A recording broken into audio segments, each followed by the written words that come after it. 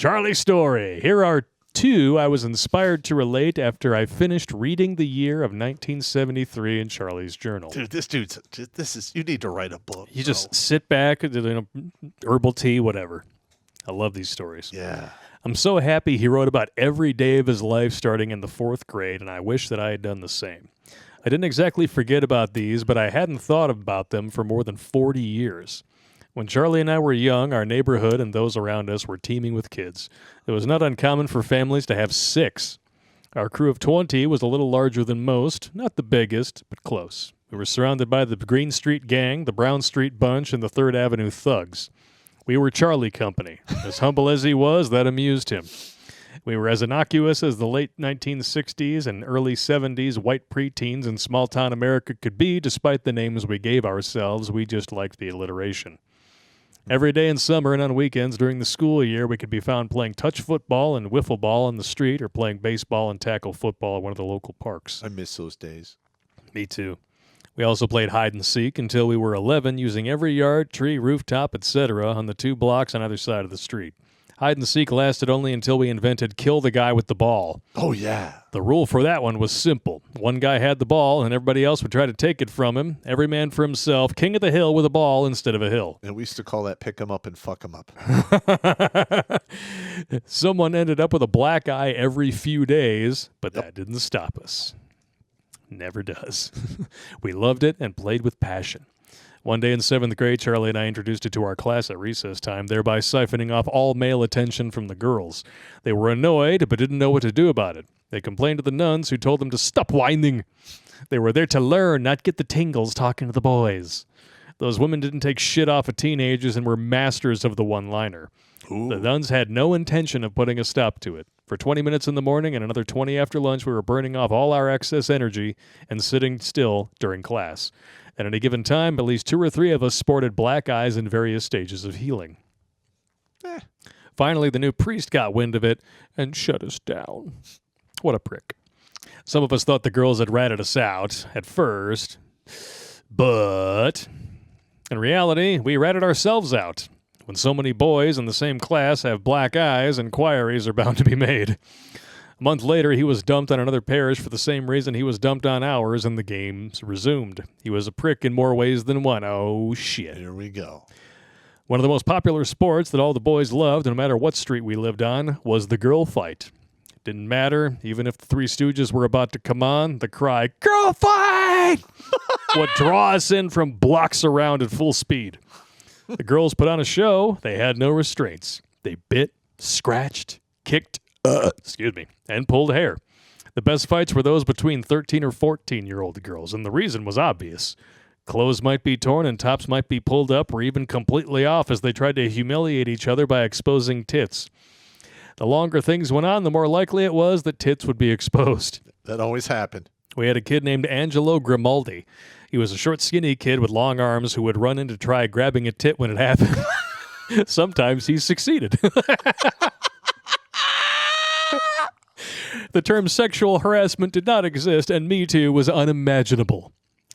Those were better times. Grimaldi. He should be Gropaldi.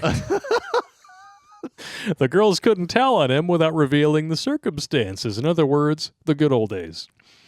Every street had its white knight who would break up the fights, and ours was no different. We had Douglas.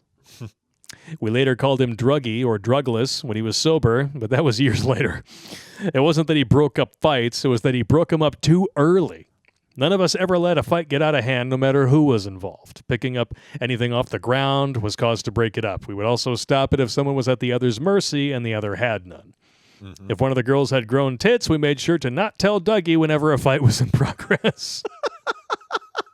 When that didn't work, at least 2 of us would grab him so he couldn't spoil the fun while the rest of us cheered them on. He learned that he was being a fool as soon as he saw his first tit and then reformed his behavior. Naturally. Yeah. If a couple of kids from another street were about to step in to spoil the fun, we had to let them. No point in letting tits lead to tensions with other neighborhoods. Tits leading to tensions. That's a good bumper sticker. Yeah. Tits lead to tensions. Depending on who was fighting, we would place bets on the victor and the number of tits we would get to see. We used to rate them, but we didn't use stars. The best was a 4-titty fight, and I only saw 2 of those between 5th and 8th grade. And even after even a 1-titty fight was over, Billy Von Bomb's making a short out of this one. 4-titty fight night. There's your title, 4-titty fight night. After even a 1-titty fight was over, the next 10 or 15 minutes would be spent discussing cup size, shape, firmness, nipple to areola ratio, nipple color, etc. I'm going to make a comedy routine out of this because this is comedy fucking gold. Because I remember as a kid doing the exact same shit. I used to go to the swimming pool with the family that my mom babysat. And the diving area was not separate from the rest of the pool. You could clearly see into the diving area from just the regular 5-foot end. And I was very good at holding my breath underwater. Mm-hmm. So I would swim in the area, and I would wait for the chicks with bikinis to go up on the high dive, and then I would just duck under for about 30 seconds with my goggles, and then just watch the tops fly off as they dove right in. No, literally, because I grew up in Oak Park. Yeah, me too. Literally between 8 and 9 Mile Road. So there was always fighting going on. I fought 3 or 4 times a week. Yeah, that was me in Oak Park too. There was some pretty good chick fights, and they didn't really get good until middle school. Then they get real interesting. Yeah, and literally, I mean, because when you're in school, like, hey, Rhonda's gonna fight Gloria Bell. What? Huh? Well, where's this going down? Huh? All right. What? The baseball field? What time? After school? I'm going to fucking be there. Winning. And I remember I'm sitting there next to this guy named Charles Legs. I went to middle school with him. And he's just like, well, let's get this bitch fight going. Yeah. I need to see some titties.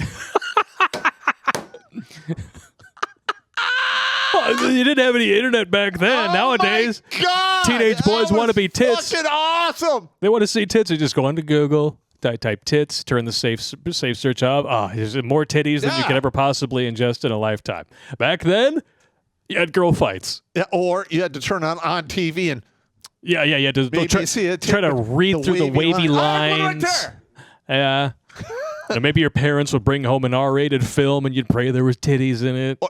On Canada, Benny Hill. Always had titties on. I'd put up a whole wall of tinfoil to turn it into antenna so I could watch Canadian TV. So maybe I would see some titties. And then, of course, after when the video generation came around, then you hope that like your older brother or somebody leaves his tape in the VCR. Oh yeah. Or in my case, it was you get the Skinemax things. You just look at the TV guide and be like. My parents didn't know how to set the timer on the VCR, so no, my buddy Brian. Switch my tape in the morning. I had a buddy Brian, and his father was cool as shit. He'd come back from work like 8, 9 o'clock at night, and he'd be like, "All right, did you at least rewind the fucking porn tapes?" Like, I don't know what you're talking about. I'm not asking for an answer. I'm just letting you know. Rewind the fucking porn tapes. I don't want to pay a fine because you couldn't rewind the porn tapes. Let's get back into this. Dude. I could talk titties for days. Yeah. All right.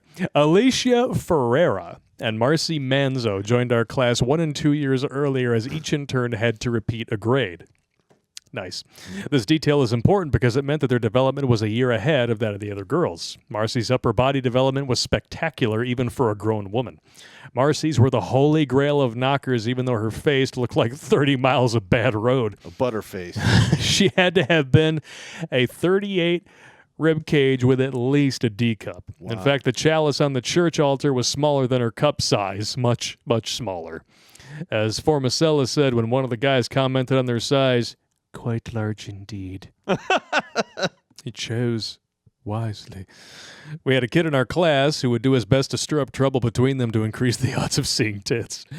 Alberto Salpietro excelled at repeating gossip from one girl about another and was not averse to making some up himself if it would spark a fight. We saw more than one tit thanks to his efforts, and one day we got to see Marcy's and Alicia's magnificent racks. One week, Marcy was out sick for a few days, and Alberto's rumor held that she got sick because a hot dog rotted away in her snatch after breaking off when she was banging herself with it. Oh, my God. It was his finest work. His magnum opus, if you will. He told another kid knowing that Gail Osborne was eavesdropping. She repeated it to her BFF Alicia, who had the second biggest tits and the biggest mouth of all the girls. She spread it around so much that almost everyone thought it started with her. Even worse, all the girls and half the boys believed it.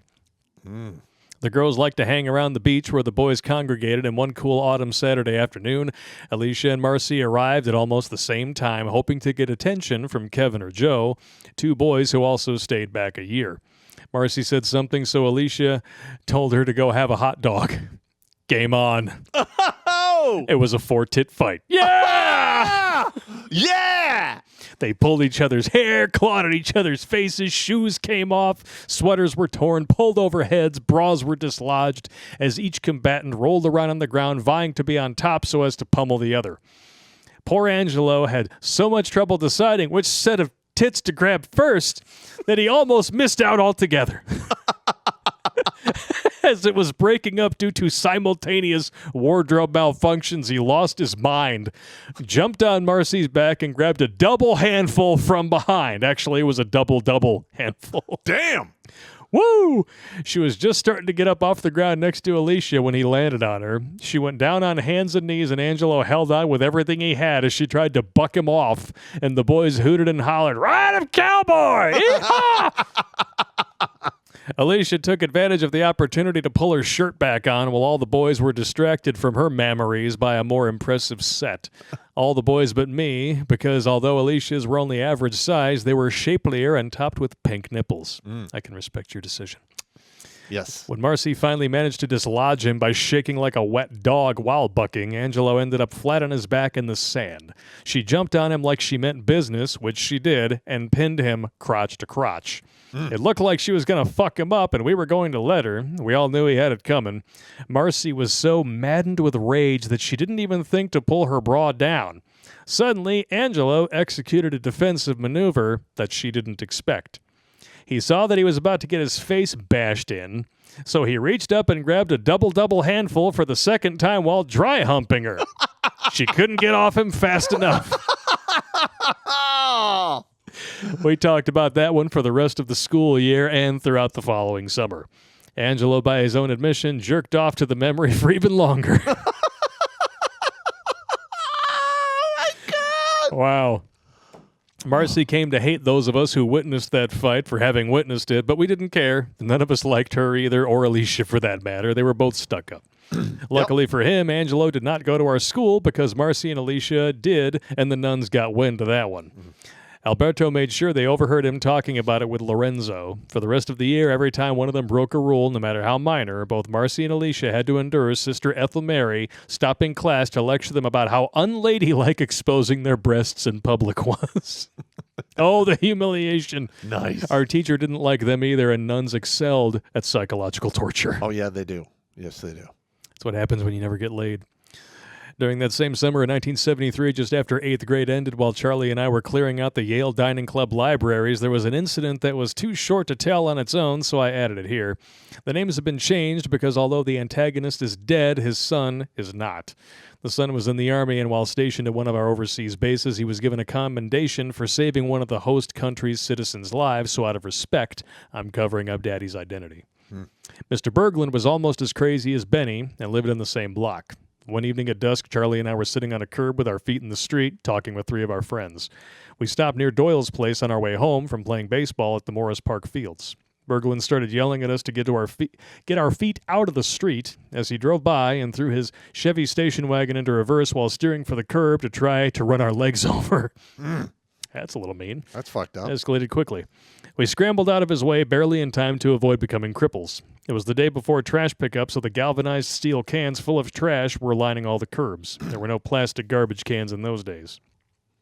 We were pissed, and while the bastard was still swearing at us, Charlie and I each grabbed a can off the median strip near the street. Charlie slammed his into the windshield while I swung mine into his half-rolled-down passenger window. Ooh. When the guys we were with saw us doing that, they used our baseball bats to smash out the tailgate window, the two rear ones, the backseat windows, and the passenger side window, both vent windows, side mirrors, headlights, and taillights. God damn. When all the glass was shattered, they went to work on the body. While Berglund was distracted, Charlie got in on the passenger side to grab his keys out of the ignition and ransack his glove compartment to take his registration. He pocketed both. Wow. While screaming and threatening to tell our parents and call the police, we told him that would not be necessary because we could smell the booze on his breath. The payphone was only a block away, and we were going to be reporting him for attempted murder and drunk driving. Wow. That's early stages administrative violence right there. That's when he awakened to the gravity of his situation and begged us not to.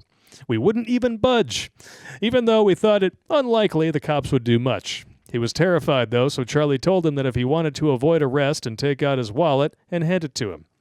As the seriousness of the situation fully sunk in, he did as he was told, and Charlie extracted all the cash from it, more than $200. Damn. Then he said, "Know your place, Berglund. You're not hot shit. You're cold fart." Then he said, "Nice wallet," and gave it to me. Nice. Licenses were green heavy cardstock paper, not plastic back then.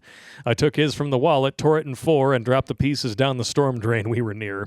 Then I said, "Spoils of war," and put it in my pocket.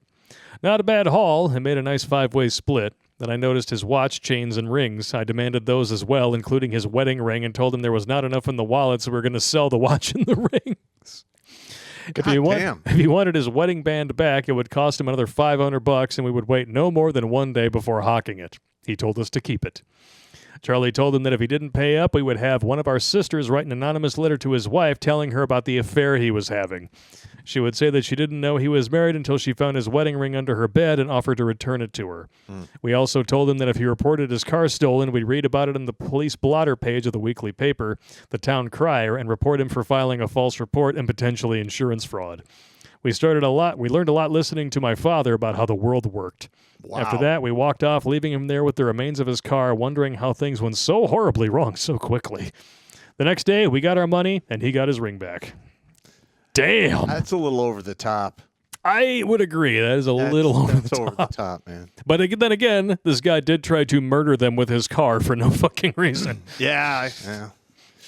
Wow. Whew. That was crazy. That's... I'm going to have to say that's a little over the top. Yeah. Watch Grunt Speak live every Tuesday and Thursday at 8 p.m. Eastern. And if you want to join Pop for Supporters Sundays, go to redonkulous.com/donate and make a monthly pledge. A link is in the Meat Gazer box.